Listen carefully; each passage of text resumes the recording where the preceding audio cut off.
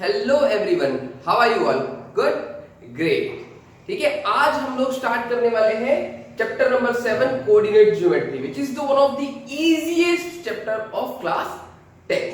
ठीक है, सो coordinate geometry पढ़ने से पहले हम कुछ बेसिक चीजें उसके बारे में समझने वाले हैं। ठीक है, जो आप ऑलरेडी जानते हो, लेकिन हम लोग एक और रिकॉल दे देते हैं। तो सबसे पहली चीज, कोऑर्डिनेट ज्योमेट्री की सबसे पहली चीज आती है पॉइंट। ठीक है, अब पॉइंट के लिए बहुत से बच्चों के अंदर एक मिसकंसेप्शन जैसी चीज होती है। जैसे कि किसी को भी पूछा जाए कि भाई पॉइंट क्या होता है, तो क्या बोलेंगे? सर ये पॉइंट है। ठीक है, ये क्या है? पॉइंट है। लेकिन ये क्या है? ये पॉइंट नहीं है, ये क्या है? डॉट है। ठीक है, dot is representing a point but it is not actually a point.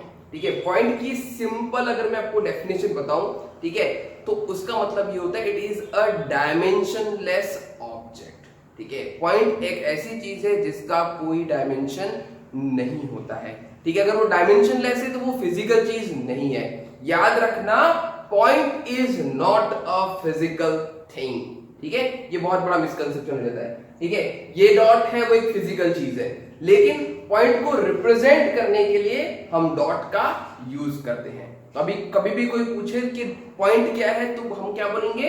It is a dimensionless thing. ठीक है, अब डायमेंशनलेस थिंग के अलावा वो चीज क्या होती है, तो मैं आपको सिंपल चीजें बताऊंगा। तो इसका एक और प्रॉपर्टी है और वो एक लोकेशन होता है। पॉइंट का मतलब क्या होता है? एक लोकेशन। ठीक है, अब ये लोकेशन क्या है वो हम समझते हैं प्लेन से। ठीक है, तो प्लेन की डेफिनेशन क्या होती है? तो प्लेन है भाई, प्लेन भी कोई प्रैक्टिकल चीज नहीं है। ठीक है, इट इज ऑल्सो हम लोग क्या बोल सकते हैं, एक हवा में ही चीज है। ठीक है, प्लेन जैसी कोई चीज एग्जिस्ट नहीं कर सकती है। क्यों? क्योंकि वो वन डायमेंशन चीज है।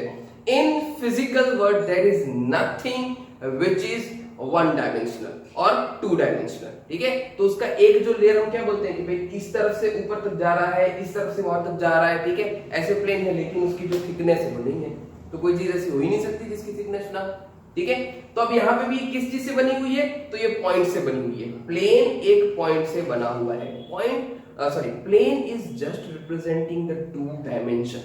टू डायमेंशन को रिप्रेजेंट करने के लिए हम प्लेन बोलते हैं। जैसे कि ये व्हाइट बोर्ड है, उसको भी मैं एक तरह से प्लेन बोल सकता हूँ। ये प्लेन है नहीं, लेकिन हम बोल सकते हैं। ठीक है, क्यों? क्योंकि इससे हम प्लेन को एक्सप्लेन कर सकते हैं। ठीक, इस तरफ भी स्प्रेडेड है, इस तरफ भी स्प्रेडेड है। मान लो कि ये इस तरफ infinitely infinitely infinitely and infinitely spreaded हो गया, और प्लेन है वो किस चीज से बना हुआ है? तो वो भाई पॉइंट्स से बना हुआ है। ठीक है, कैसे? कितने? Infinitely many points. इस तरफ भी इनफाइनाइटली मेनी पॉइंट्स है, इस तरफ भी इनफाइनाइटली मेनी पॉइंट्स है। ठीक है, और पॉइंट की क्या सिंपल चीज होती है कि दो पॉइंट के बीच में भी कितने आ जाते हैं? इनफाइनाइटली मेनी, क्योंकि वो तो डायमेंशनलेस है। अब जो भी चीज डायमेंशनलेस है उसमें कितने भी डालो वो भरने वाला ही नहीं है। ठीक है, वो एम्प्टी का एम्प्टी रहेगा। कुछ इस तरह से ही है। ठीक है, पॉइंट, प्लेन। प्लेन किस चीज से बना हुआ है? प्लेन बना हुआ है पॉइंट से, और पॉइंट का मतलब क्या होता है? लोकेशन। इस प्लेन के ऊपर ये एक पर्टिकुलर चीज होगी, तो ये क्या हो गया? लोकेशन हो गया। ये क्या हो गया? एक लोकेशन हो गया।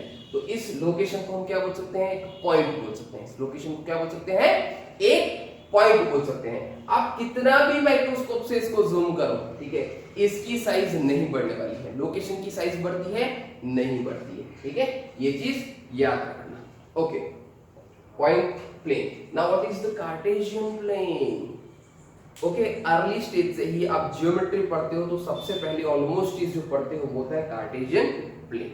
अब कार्टेशियन प्लेन क्या है? तो वही सिंपल चीज है। कार्टेशियन प्लेन एक ऐसी चीज है, ठीक है, वो एक तरह से क्या है? रेफरेंसिंग है। ओके, हमने क्या बोला कि भी प्लेन है वो पॉइंट से बना हुआ है, पॉइंट एक लोकेशन है। अब लोकेशन को क्या चाहिए? एड्रेस चाहिए ना।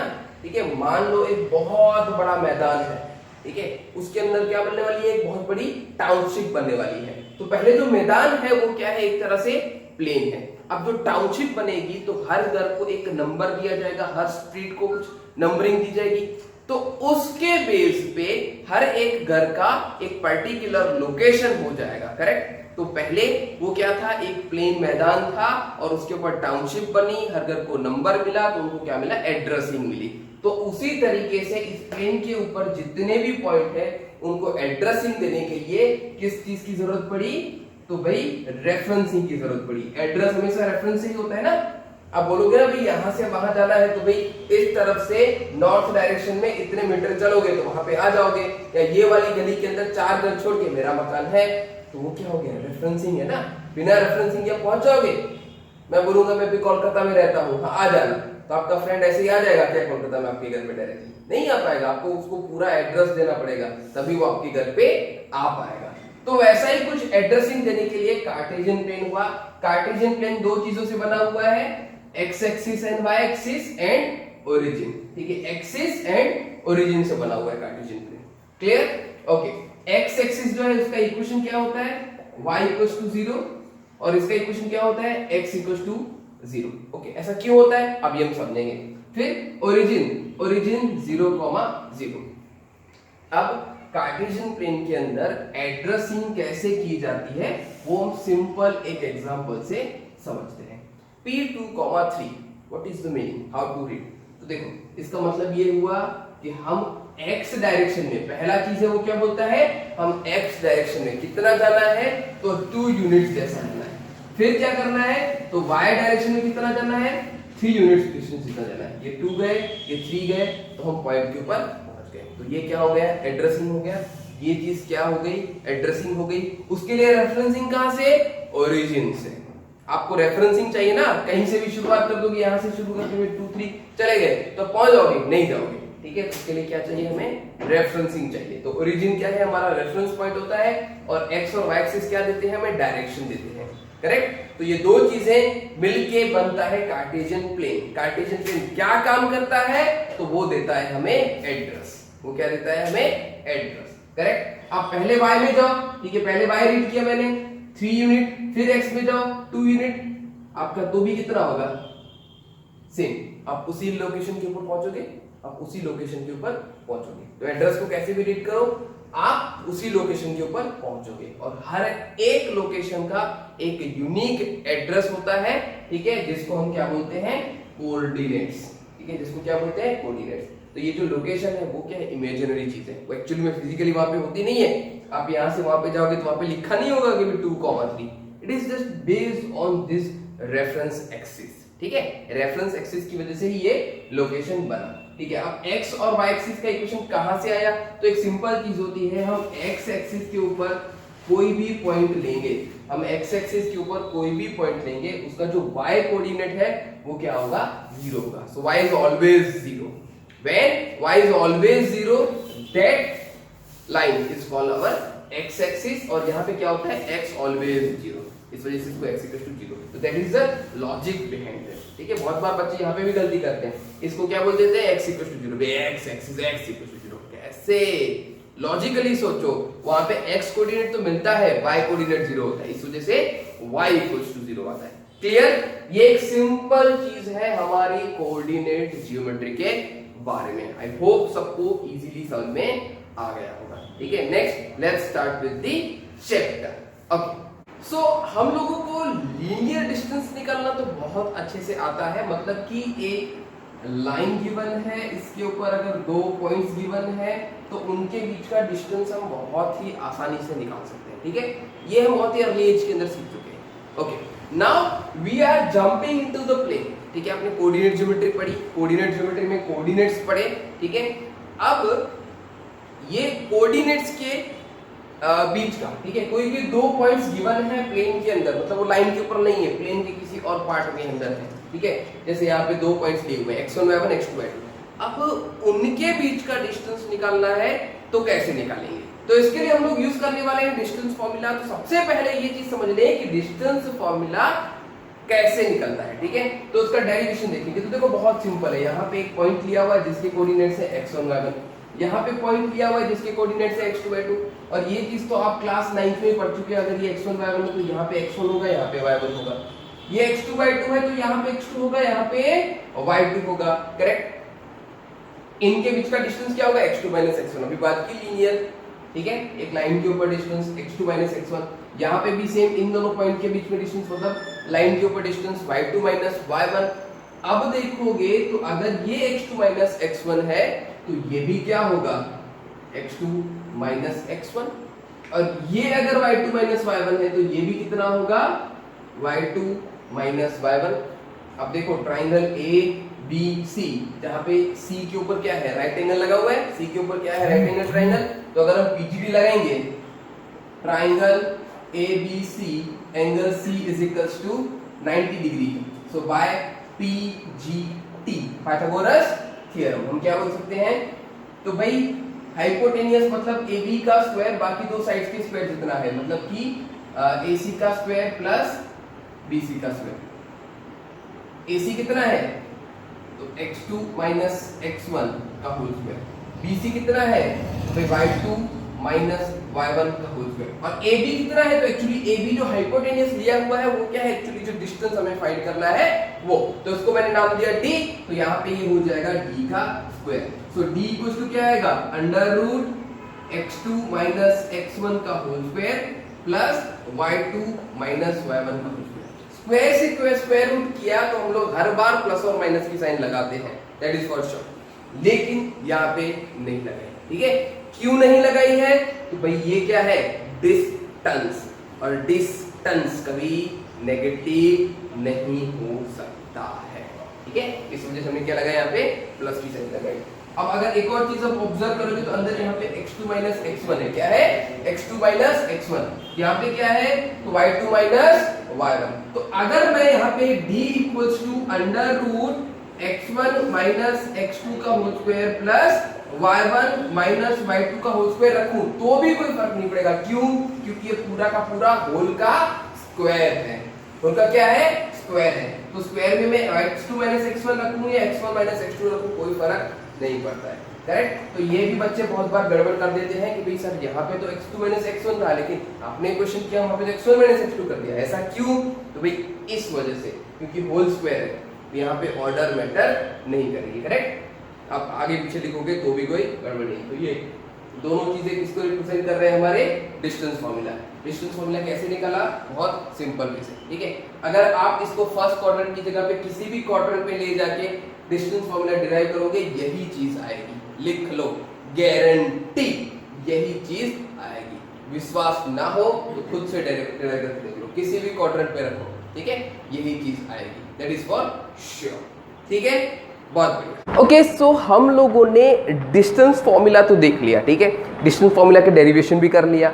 अब ये देखते हैं कि भाई डिस्टेंस फॉर्मूला के बेस पे किस किस टाइप के क्वेश्चंस आ सकते हैं। ठीक है, सो उससे आपको आइडिया आएगा कि क्वेश्चंस को कैसे करना है, डिस्टेंस फॉर्मूला को कैसे अप्लाई करना है। ठीक है, तो ये वीडियो को एंड तक जरूर देखना आगे, क्योंकि हर टाइप का मैं क्वेश्चन इसमें कवर करने वाला हूं based on the distance formula, so don't miss any minutes. Okay, तो हम लोगों ने देखा कि distance between two points find करने के लिए हम लोग डिस्टेंस फॉर्मूला का यूज करते हैं। मान लो कि हमारे पास डिस्टेंस फॉर्मूला होता ही नहीं, तो हम क्या करते, तो हम लोगों को मैन्युअली दो पॉइंट्स को ग्राफ के ऊपर प्लॉट करना पड़ता है। ठीक है, एग्जैक्टली, और फिर स्केल की मदद से हमें उन दोनों के बीच का डिस्टेंस फाइंड करना पड़ता। करेक्ट, तो ये बहुत ही डिफिकल्ट मेथड हो जाता है, क्योंकि हर टाइम आपके पास ग्राफ पेपर अवेलेबल हो ऐसा जरूरी नहीं है। प्लस में ये वाली चीज़ टाइम टेकिंग हो जाएगी, आपको एक्स वाई एक्सिस बनानी पड़ेगी, मार्किंग करनी पड़ेगी, फिर पॉइंट्स को प्लॉट करना पड़ेगा, फिर स्केल की मदद से आपको डिस्टेंस निकालना पड़ेगा।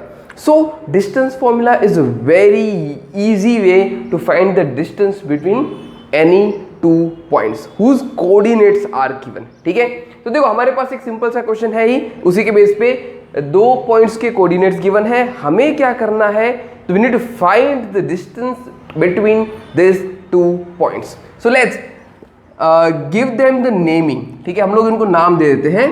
मान लो ये a हमारा -5,4, इसको हम नाम देते हैं x1 y1।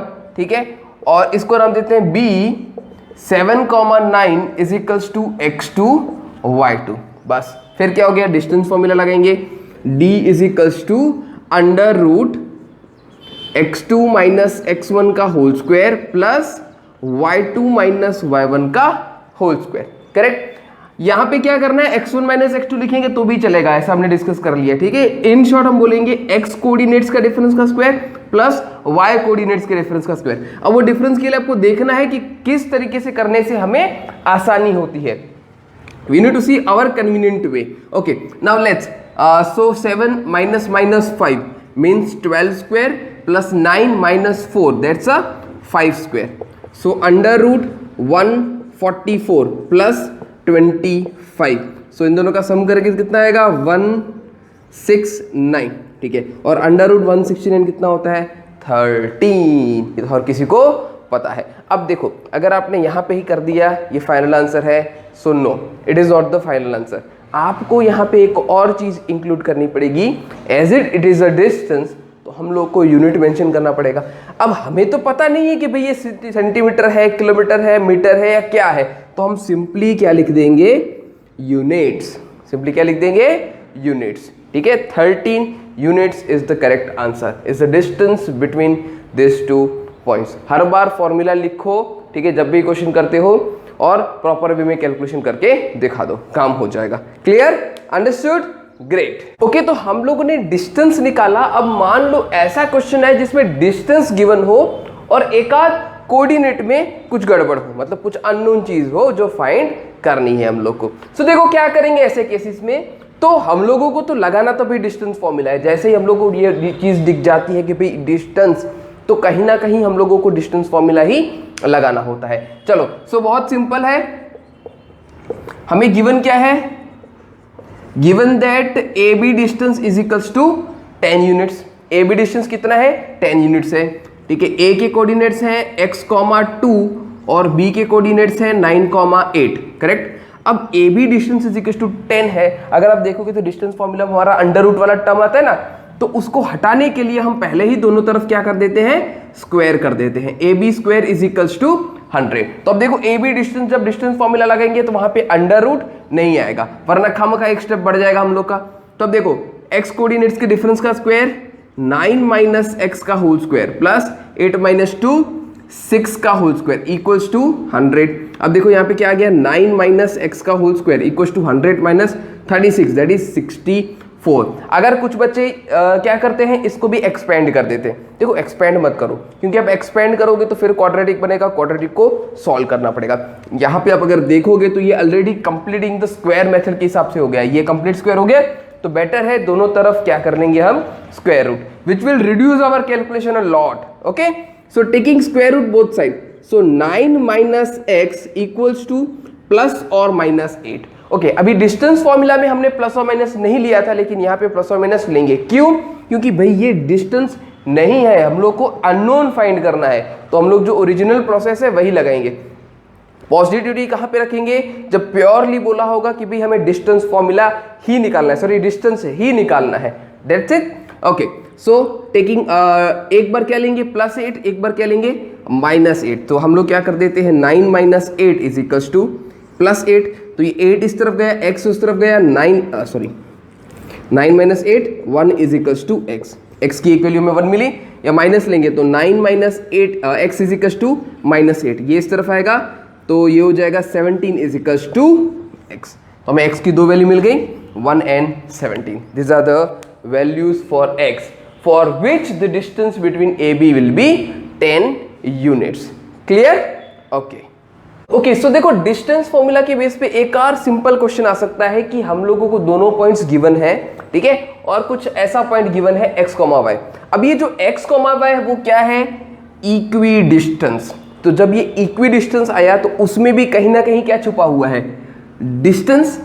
Correct. So distance छुपा हुआ है तो हमें डिस्टेंस फॉर्मूला को घुसाना ही पड़ेगा. अब देखो क्या करेंगे हम लोग नेम दे देते हैं. चलो मान लो अगर हमारा A पॉइंट है 2,1, ठीक है, B पॉइंट है हमारा 1,-2 एंड इसको नाम देते हैं P क्या हो गया हमारा x, y. अब ये जो P है उसका A से है और P है जिसका B से. डिस्टेंस क्या है? इक्वल है. इसका मतलब क्या हुआ? AP is equals to BP. A का P से और B का P से डिस्टेंस इक्वल है. फिर से बता दे रहा हूं, देखो डिस्टेंस इसको हमें इक्वेट करना है तो हम लोग क्या करेंगे? दोनों तरफ स्क्वायर कर देंगे, जिससे क्या हो जाएगा? अंडर रूट वाला टर्म हट जाएगा. तो ध्यान से देखना, ये क्या हो जाएगा हमारा? AP का whole square equals to BP का होल स्क्वायर. करेक्ट. AP का whole square equals to BP का होल स्क्वायर. A और P का डिस्टेंस फॉर्मूला x-2 का whole square plus y minus 1 का whole square, correct, equals to इन दोनों के बीच में x माइनस 1 का whole square plus y minus minus plus 2 का होल स्क्वायर। देखो अंडर रूट हट गया क्योंकि हमने यहाँ पे स्क्वायर कर दिया, वरना एक और स्टेप यहाँ पे बढ़ जाता ना, ये सब लिख देंगे। अब दोनों तरफ क्या कर दो, एक्सपेंड, ये आ गया हमारा x square plus 4 minus 4x plus y square plus 1 minus 2y equals to x square plus 2x plus 1 plus y square plus 4 plus 4y, x square y square x square y square cut गया। इसके अलावा क्या cut रहा है, तो ये देखो plus 4 इस तरफ है, प्लस 4 इस तरफ है, प्लस 1 इस तरफ है, प्लस 1 इस तरफ है, तो जितना कटता है तो उसको काट दो। अब तो कुछ नहीं कट रहा है, कुछ नहीं कर रहा है, तो ये जो x और y वाले टर्म है इसको यहाँ पे भेज देंगे, तो ये 4x इस तरफ चला जाएगा, तो क्या हो जाएगा 6x, 4 प्लस 2 6x, ये 2y इस तरफ चला जाएगा, तो क्या हो जाएगा हमारा प्लस 6y इक्वल्स टू 0, और कोई भी कांस्टेंट टर्म हमारा नहीं बच रहा था, ठीक है। तो बस अब क्या हो गया, 6 को डिवाइड कर देंगे, so x plus y equals to 0। This is our required relationship between x and y, correct. इस केस में एक रिलेशनशिप ही मिलेगी। मैं इसकी एक और स्पेशल बात बता देता हूं, जब भी बोला हुआ हूं कि इक्वी डिस्टेंस वाले जितने भी पॉसिबल पॉइंट्स हैं वो कितने होंगे, तो याद रखना, तो हमें एक रिलेशन के तौर पे स्ट्रेट लाइन मिलेगी जो इस लाइन सेगमेंट, कौन सा लाइन सेगमेंट, तो भैया a और b को ज्वाइन करता हुआ लाइन सेगमेंट, इसको क्या करेगी, परपेंडिकुलर बाइसेक्ट, क्या करेगी, तो परपेंडिकुलरली बाइसेक्ट करेगी, याद रखना हमेशा, ठीक है। जब भी हम इक्विडिस्टेंस वाले, तो इस लाइन के ऊपर जितने भी पॉइंट्स हैं वो सब क्या होंगे, a और b से इक्विडिस्टेंस के ऊपर होंगे। तो जब रिलेशन की फाइंड करने की बात आए तो ये मिल जाएगा। कभी कभी ये क्वेश्चन को ट्विस्ट करके पूछ लेंगे कि find the equation of perpendicular bisector of line segment AB, बस इतना ही पूछ लिया, find the perpendicular bisector of line segment AB, तब भी क्या करेंगे, यही कंसेप्ट लगाएंगे, ठीक है। परपेंडिकुलर बाइसेक्ट के ऊपर जितने भी पॉइंट होते हैं वो इन दोनों से क्या होते हैं, इक्विडिस्टेंस के ऊपर होते हैं, ठीक है। तो यही क्वेश्चन को ट्विस्ट करके भी पूछा जा सकता है, तो हमेशा ध्यान रखना। चलो बहुत बढ़िया, ग्रेट। एक और क्वेश्चन इक्विडिस्टेंस के ऊपर, देखो इक्वी डिस्टेंस, लेकिन यहाँ पे ट्विस्ट क्या है, फाइंड द पॉइंट। हम लोगों को यहाँ पे एक पॉइंट निकालना है जो कहाँ पे है, एक्स एक्सिस के ऊपर है। ये बहुत ही इंपॉर्टेंट चीज है, किसके ऊपर है, एक्स एक्सिस के ऊपर है, which is equidistance from this and that, ठीक है। तो देखो यहाँ पे याद रखो, अगर कोई भी पॉइंट एक्स एक्सिस के ऊपर होगा तो उसका जो वाई कोऑर्डिनेट है वो क्या होगा, 0, याद रखना, ठीक है। और अगर कोई भी पॉइंट y एक्सिस के ऊपर होगा तो उसका x कोऑर्डिनेट क्या हो जाएगा, 0 हो जाएगा। बस ये चीज अच्छे से दिमाग में रखना। सो बहुत आसान हो गया अभी तो, let the required point B, इसको नाम देते हैं P, x, 0, x एक्सिस के ऊपर है तो y कोऑर्डिनेट 0 हो गया, ठीक है।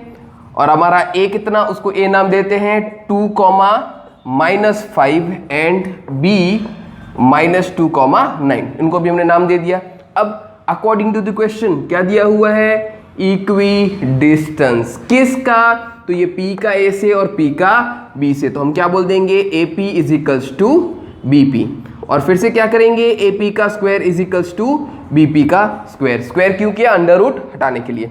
तो AP, सो ये हमारा x - 2 का whole square plus 0 minus plus 5, तो ये हो जाएगा 5 का square equals to BP x + 2 का होल स्क्वायर, और यहाँ पे क्या हो जाएगा, +9 का स्क्वायर।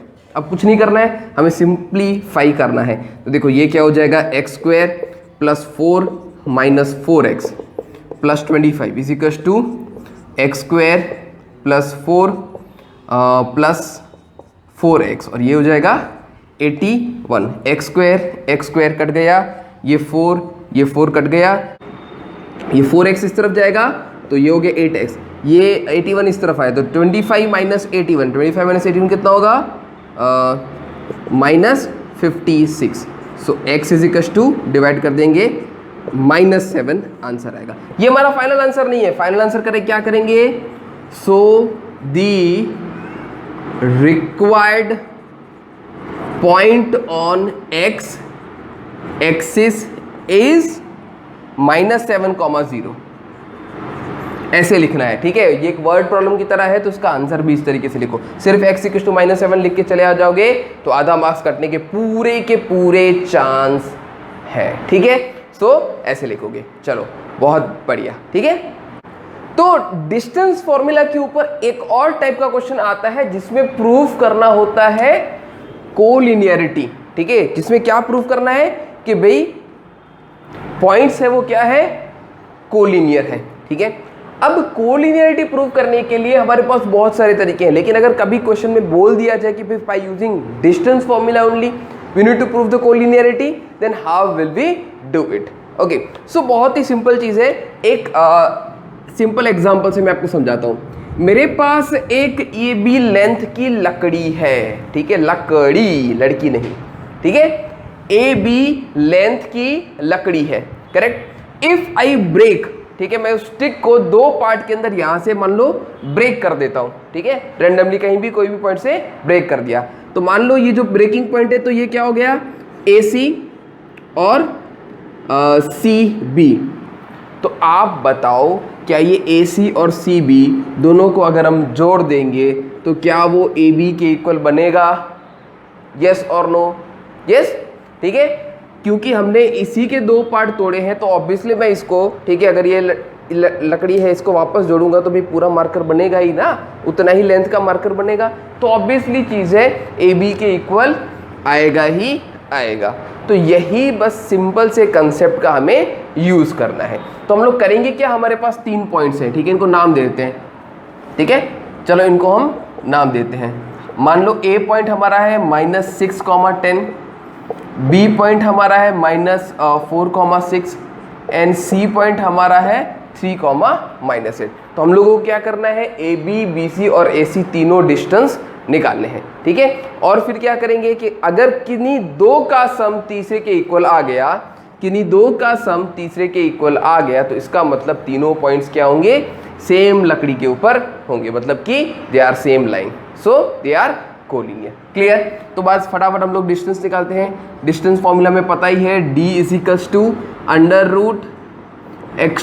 - x1 का whole square plus y2 - y1 का होल स्क्वायर, x कोऑर्डिनेट के डिफरेंस का स्क्वायर प्लस y कोऑर्डिनेट्स के डिफरेंस का square. So AB equals to क्या आ जाएगा, √-6 माइनस तो +4, तो ये कितना हो जाएगा 2 का स्क्वायर, ठीक है। देन 10 - 6, ठीक है, y कोऑर्डिनेट्स का डिफरेंस तो कितना होगा 4 का स्क्वायर। तो यहाँ पे अगर हम लिखेंगे तो अंडर रूट हो जाएगा ये 4 + 16, ठीक है। अब देखो यहाँ पे हम इन दोनों को ऐड भी कर सकते हैं, लेकिन मैं बोलूँगा कि दोनों में देखो 4 कॉमन निकल रहा है, तो 4 को कॉमन निकाल दो, तो 4 कॉमन निकल दिया तो बाहर निकल के क्या बन जाएगा 2, और अंडर रूट कितना बन जाएगा, ये 1 बन जाएगा +4, तो √5। समझ में आया? हमने कैलकुलेशन को ईजी करने की कोशिश की है। आप डायरेक्टली ऐड करके भी फिर उसको स्क्वायर रूट की फॉर्म में कन्वर्ट करोगे तो भी चलेगा, ठीक है। फिर निकालते हैं हम BC, ठीक है। तो BC कितना आएगा, ये 3 - -4, तो +4 हो जाएगा, तो 3 + 4 7 का स्क्वायर प्लस 6 - -8 मीन 6 + 8 14 का स्क्वायर, तो ये कितना होगा 49 प्लस इसका कितना होता है 196, ठीक है। अब देखो इन दोनों में से क्या निकलेगा, 49 बाहर निकल जाएगा। 49 बाहर निकला, इसका मतलब क्या होगा, तो भाई इसका मतलब ये हो जाएगा कि हम लोग का बाहर 7 आ जाएगा, तो अंदर क्या बचेगा 1 + 4, ठीक है। एक स्टेप और लिख देता हूँ, तो ये हो जाएगा 7√5, ठीक है। इस चीज को आप यहाँ से भी सोच सकते हो, देखो यहाँ पे 7 है, यहाँ पे 7 है, ठीक है, 7 का स्क्वायर है, इस पे भी 7 का स्क्वायर है, तो हमने 7 का स्क्वायर बाहर निकाला तो 7 निकल दिया। वैसे भी सोचोगे तो काम बन जाएगा। देखो AC क्या होगा, AC हमारा हो जाएगा 3 - -6, तो ये हो जाएगा 9 का स्क्वायर प्लस 10 - -8 मीन्स के 18 का स्क्वायर। यहाँ पे देखो ये 9 का स्क्वायर इसमें भी होगा, 18 मतलब 9 2 तो 9 का स्क्वायर इसमें भी होगा, तो दोनों में से 9 का स्क्वायर हमने बाहर निकाला, तो बाहर कितना निकलेगा 9, तो अंदर यहाँ पे क्या बचेगा 1, यहाँ पे बचेगा 2 का स्क्वायर, तो ये हो गया 4, तो कितना आया 9√5। See this are the simple calculation tricks, ठीक है। आपको जो अच्छा लगता है आप लोग कर सकते हो, लेकिन इस तरीके से आप अपनी कैलकुलेशंस को रिड्यूस कर सकते हो। क्लियर? ओके। सो अब हमें ये देखना है कि किसी दो का सम तीसरे के इक्वल है। यहाँ पे है 9 बार चॉकलेट, ठीक है। √5 को क्या मान लेंगे? एक चॉकलेट। तो 9 चॉकलेट, 7 चॉकलेट्स एंड 2 चॉकलेट्स। तो इन दोनों का सम करेंगे तो इतना आएगा, correct. 2√5 plus 7√5 is equals to 9√5। तो क्या हो जाएगा हमारा? AB plus BC equals to AC।